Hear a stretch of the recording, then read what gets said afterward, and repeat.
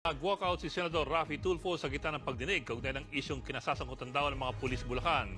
Nainsulto naman si Senator Bato de la Rosa sa inasal ng kapwa senador. Nasa frontline ng balitang yan si Mian Los Baños. Pag pulis ang may kasalanan, binibaby-baby. Pero pag ordinaryong maliit na mamamayan natin, agad-agad nakukulong. Pag minalas-malas, sinasalvage pa. O matatagpuan na ng patay at Ito ang sinabi ni Senador Raffy Tulfo sa pagdinig kanina ng Senate Committee on Dangerous Drugs. Kaugnay ito sa isang operasyon sa Bulacan kung saan nakasuot daw ng bonnet, hindi nakauniforme at walang search warrant ang mga pulis noong isang taon. subukan nyo gawin nyo sa mga bahay ng mga mayaman. Hindi. Baka naratat na kayo. Nagagawa nyo yun sapagkat alam nyo walang kalaban-laban mga yan.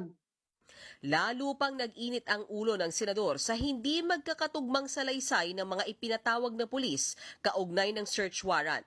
Ngayon, galing sa bibig mo, walang warrant at covert operation.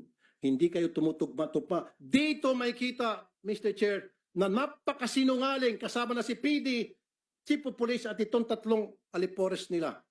You see, Colonel, you're a bad example of the PNP.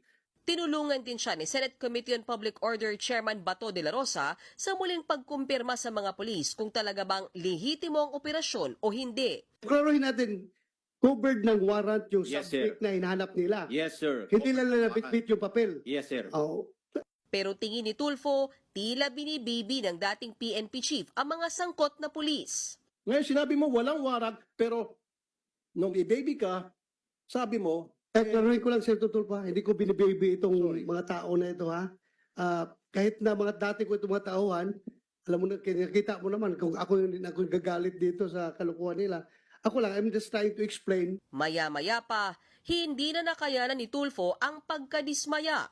hindi na naman tumutugma. Ang daming hindi pagtutugma-tugma. Alis na lang ako rito. Hindi ko matiis. Nakikita ko na parang itong mga pulis pinagluloko. I'm sorry, I have to walk out. Hindi ko kaya to. Ipinagpatuloy ni Senador De La Rosa at Senador Robin Padilla ang pagdinig. Dito nilinaw ni Bato na hindi binibibi ang mga sangkot na pulis. Wala akong bias dito. Kahit na sabihin nyo dati akong chief PNP, ako lang, fair lang ako. Ayaw kong ma-accuse ako na binibaby ko kayo. Hindi niya raw matanggap ang akusasyon ni Tulfo at nainsulto sa walkout. Hindi ko lang matanggap-tanggap, for the record, na kayo ay pinagmumura dito. Ha? Ayaw na ayaw ko mumurahin yung taong naka-uniforme, mumurahin, wawalang hiyain. The most insulting action is for that kasama mo dito, mag-walk out, walk-outan ka. Hindi na bumalik sa pagdinig si Tulfo, ipagpapatuloy naman ang pagdinig sa ibang araw.